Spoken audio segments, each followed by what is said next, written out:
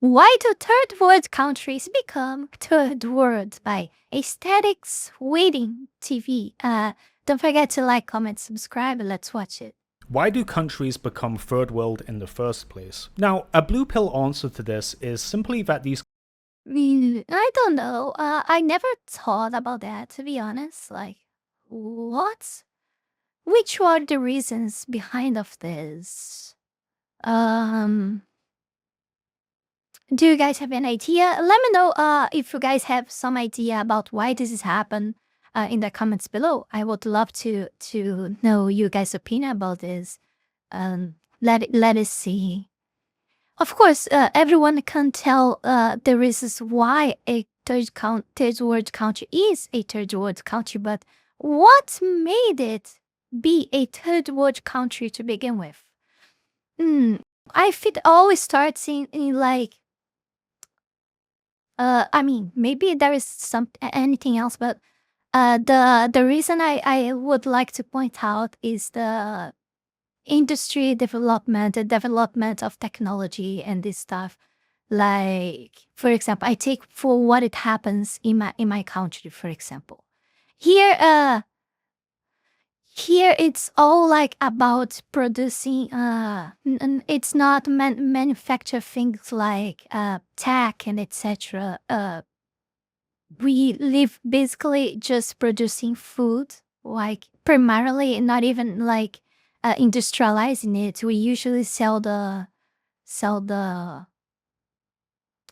the grains and etc. to any other country, and many of the times this country will produce the product out of it, and we'll resell this to us already. Like, it's so weird. Like, for example, we sell oranges. I don't remember, it's for Italy. I think it's Italy. We sell a lot of orange to Italy, and they make orange juice and sell it back as boxes of sell back to us as orange juice boxes. Like, not even that we produce here. So I think it's all about industry. But why does this happen? Why industry just it's, you see, the roots of this go way further below. Like, why the industry doesn't want to why they don't want to create industries here. So why they prefer to export this, and we prefer to buy this juice back instead of producing the juice out of the orange here, why this happens? Because of the government. It always revolves around government. Because there is no incentives for industry to develop here. Much of the contrary, industries are closing here all the time. This is the scenario we are having here.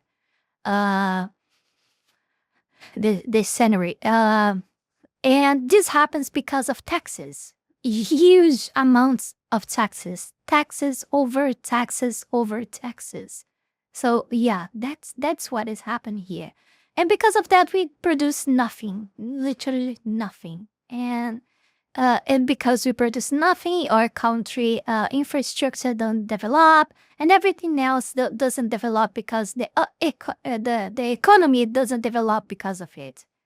And everything just starts crumbling down. But of course, there are many other factors that can be played with to tell why this happens. But this is the first one I could come up with, and let's see what he has to say about it now. These countries don't have money. And I've never really been satisfied with that answer. It doesn't really make sense to me. Did you know that Venezuela has the highest amount of oil reserves on the planet? Yeah, seriously, like, you'd think it'd be Saudi Arabia, but Saudi Arabia is only number 2. Number 1 is Venezuela. When we think about who has the most natural resources, Venezuela is number 1 in the one thing that the entire world can't get enough of. And yet, Brazil has a lot, like an absolute huge amount of natural resources. And some resources that the world really needs like we have like 90%, 95, or I don't remember the number exactly, but almost the entire the entire quantity, the oh my god, the world's entire quantity of this mineral here. I think it's not just one. I think we have 2 minerals like that here, you know. So yeah, we have. We should, if our government was a good one, like for, and not just now, like for the decades that have been passed, we probably would be in the same level or maybe better than United States.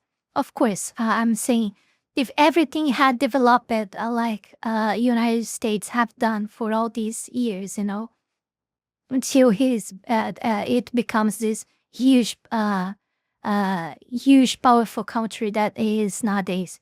If we were to do the exact same steps that they done, but with all the natural resources that we have here, we probably wouldn't depend of anything else from any other country in the world. We probably would be able to live just with your internal economy. I mean, it was just about developing everything here. We have also oil as well, a lot. But the difference, if I remember the difference between ours and Venezuela, it's that Venezuela is more easier to produce like gasoline and this stuff than ours. Ours needs to, it's like more, it's more, I don't know, more strong oil. I don't know how to say. I don't understand stuff. But it needs extra refinement or better refinement or something like that. And this makes the cost a bit higher. But yeah, we also have a lot of that here as well. And everything else that you can think about natural resources we have here. But the debate we go anywhere, you know. It's so fucking weird. Venezuela's quality of life is garbage. Like, they can't even figure out how to get toilet paper to people, let alone be like a genuine first world country. So in terms of wealth, like, Venezuela is really up there. Like, they're overflowing with resources, and yet their quality of life is so bad. They are a third world country. So it's not really just luck of the draw with who has the most resources. There's something else going on. There's something else that is nerfing Venezuela from just becoming a few more months a first and world we will country. be same And this leads me situation on here. to a take that I have that is very contradictory to a lot of normies. A lot of normies do not agree with me whatsoever, but this is what I think is going on. I don't think poverty creates crime. I think crime creates poverty. Now, let me just flesh this out, because for I some agree with people you, this is just like 100%. mind-blowing. Now, Venezuela is the example I give to Always starts, in my opinion, always starts in the corruption inside government and greedy. kind of support this, right? Like, you know, on paper, Which is already a this crime. is a super wealthy country. Like, they're overflowing with resources, and yet their quality of life is garbage, right? So in this regard, the thing that I think is making Venezuela poor are the crimes committed by the state.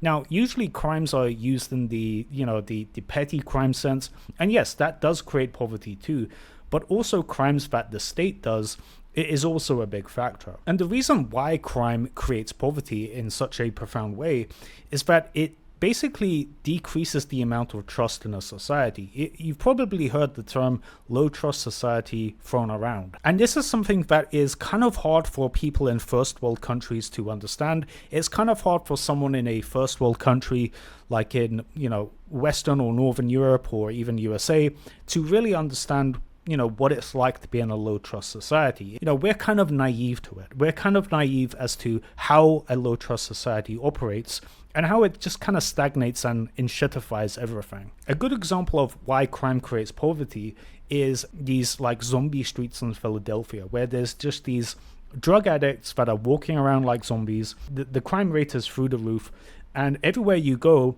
there's basically shops that are shut down and, abandoned storefronts and so on and so forth. Imagine trying to build something beautiful there. Like, imagine trying to build like a 5-star restaurant there, or some kind of high-tech spa or whatever, right? You know what's going to happen, right? You're going to be robbed. The place is going to be firebombed. Some crackhead's going to break the windows. It's just going to be a waste of fucking time, right? So anyone that wants to do anything good, anyone that wants to do anything beautiful in a place like this, is just going to give. This is a very good example, actually. You're using a very small scale example to explain literally a country situation to the world.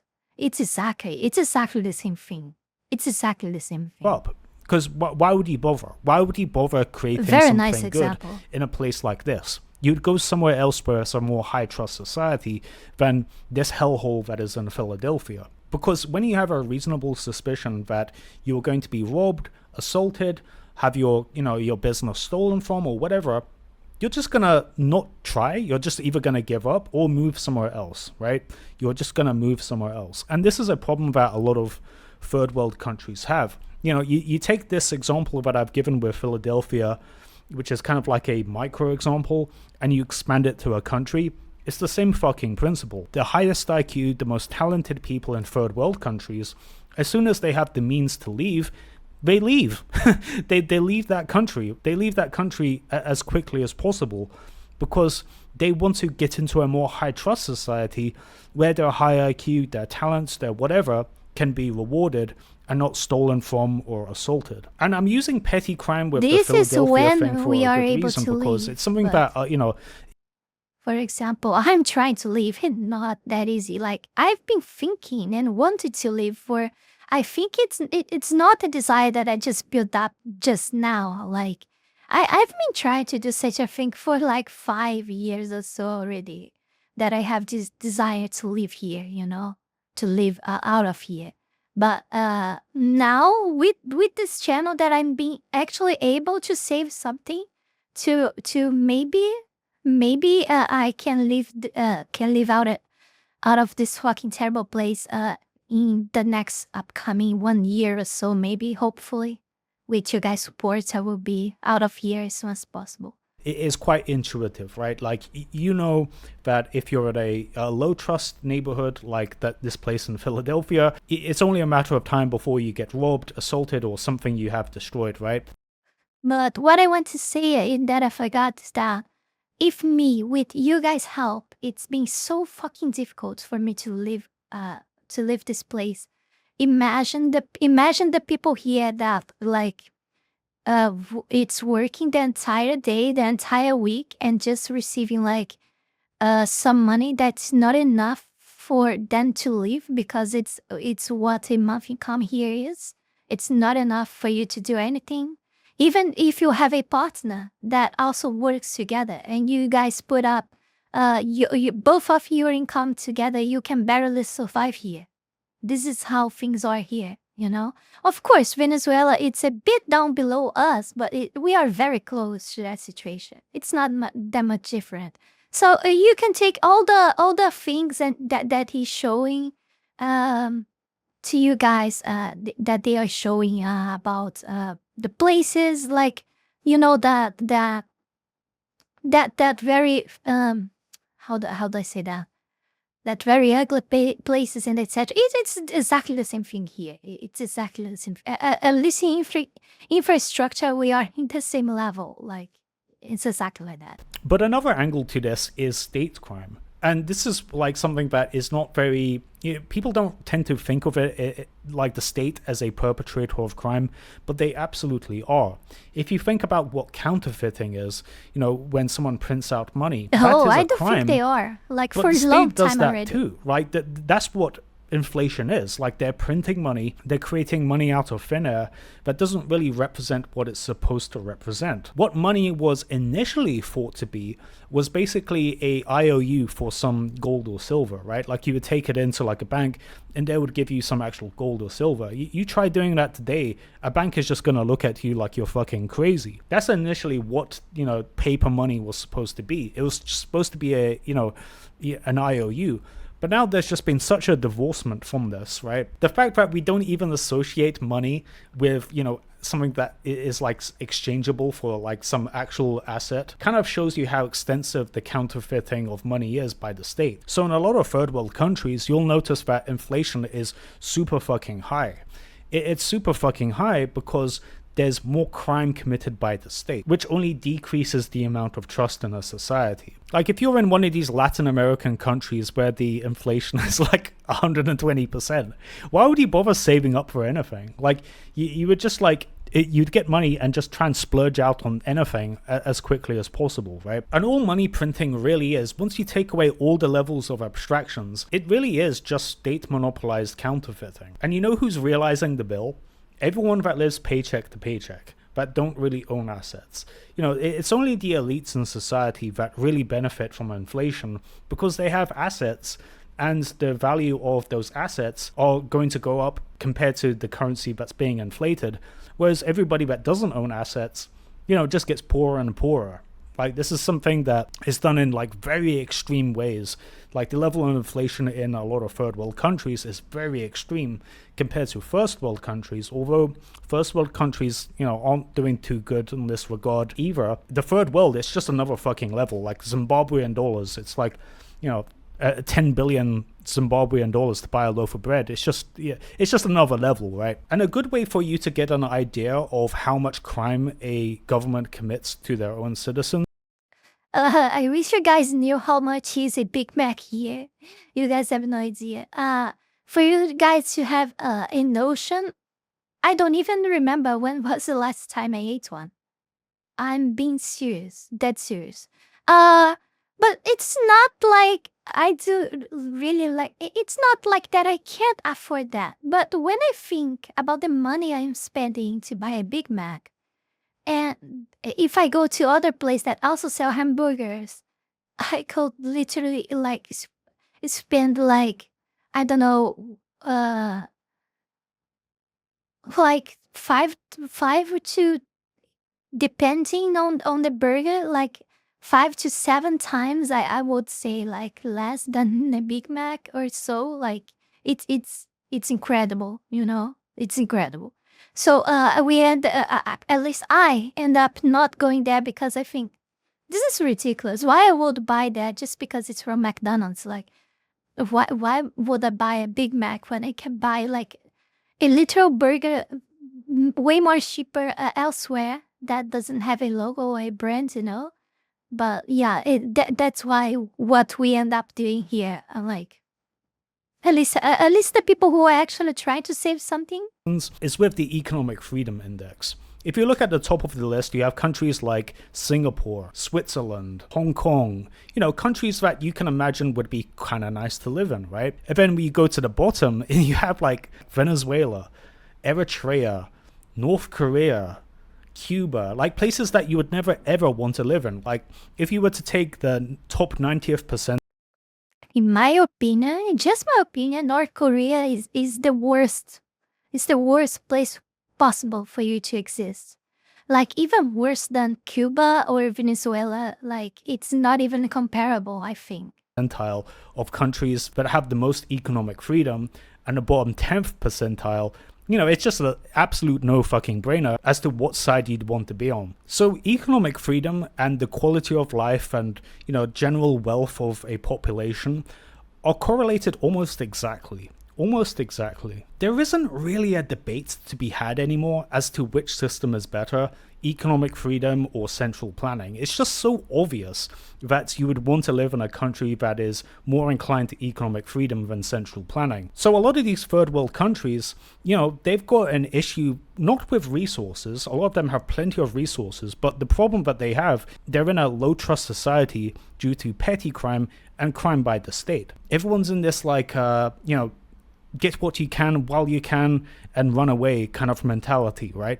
Nobody's like really like grounded and like, willing to invest in things that are more long term. And this kind of creates like a downward spiral. If you're in a low trust society, you know that everyone else around you is looking to fuck you over the moment it's convenient. In a way, there's like a cold rationality to it where, if you're surrounded by conniving assholes that are going to rob from you, steal from you, and, you know, just lie through their teeth, it kind of makes sense for you to be that way too, because they, you know, they're gonna do it to you, so you may as well do it to them, and, you know, at least potentially reap some benefits. So this kind of creates this downward spiral where once a country is going down the trajectory of becoming a low trust society, it's very, very fucking hard for them to get back out of that mentality. It's very hard for a low trust society to become a high trust society, because everyone knows everyone around them is trying to fuck them over. So like, why would you be any different? Like, you know what I mean?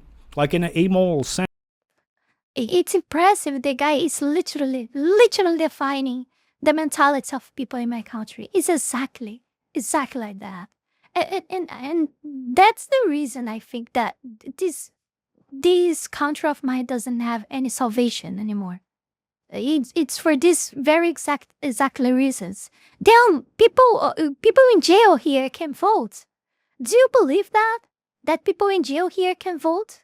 Who do you think they're gonna vote for, huh? I would not even answer that question. Oh my god, I might be even in trouble just for saying that. My country is insane right now. Yeah, it's so unbelievable. The guy doesn't even talk about Brazil, but my country is exactly everything that he talked about in this video.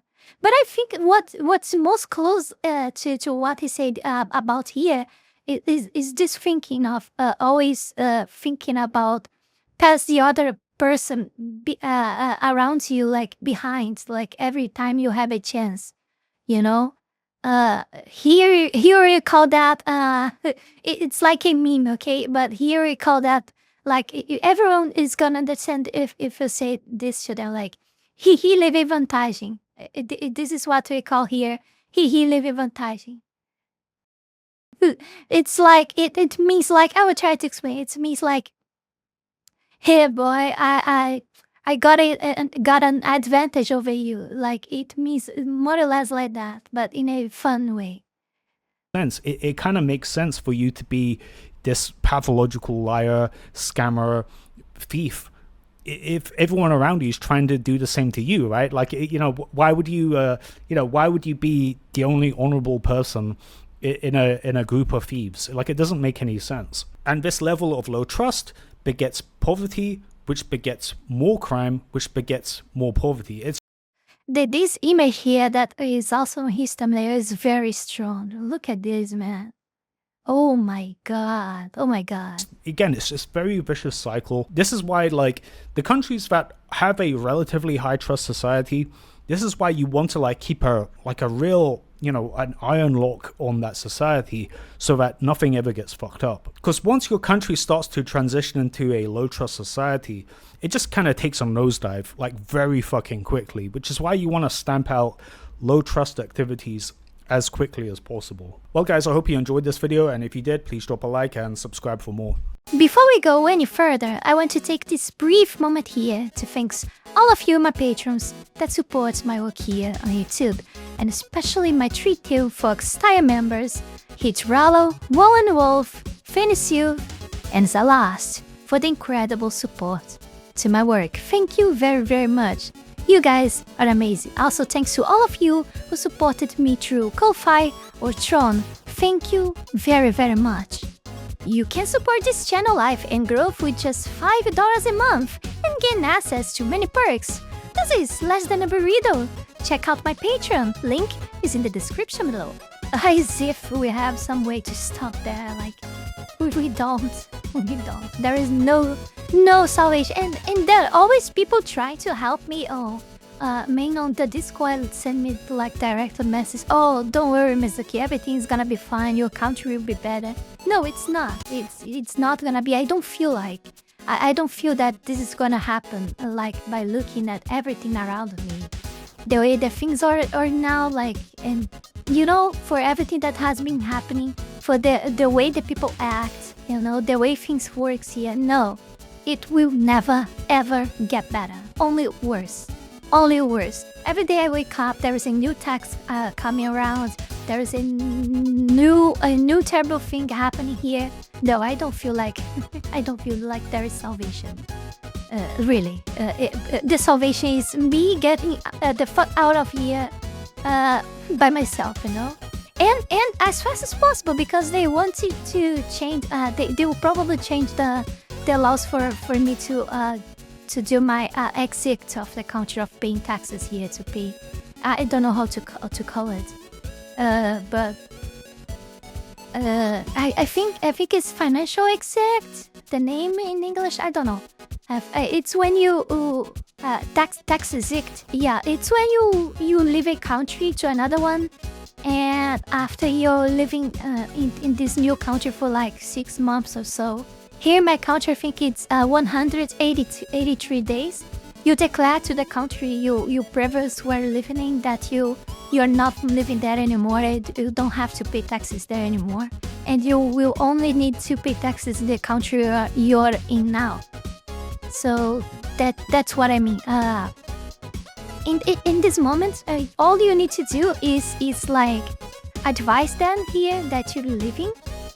After spending 183 days in another country, and it's done already. There is no much question.